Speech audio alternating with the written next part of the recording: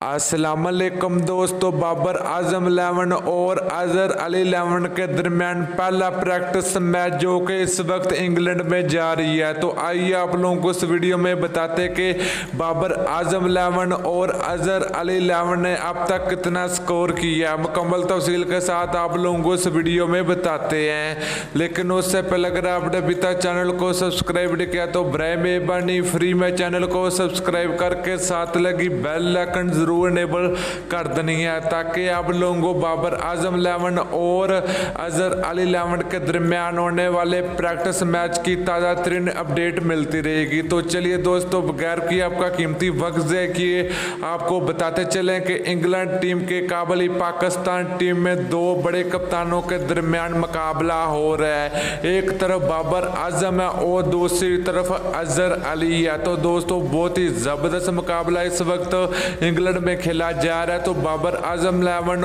और अजहर अली 11 के दरमियान दो रोज़ा प्रैक्टिस मैच जारी है, जो कि पहले टॉस की बात करें तो बाबर आजम 11 ने पहले टॉस जीतकर पहले बैटिंग करने का फैसला किया।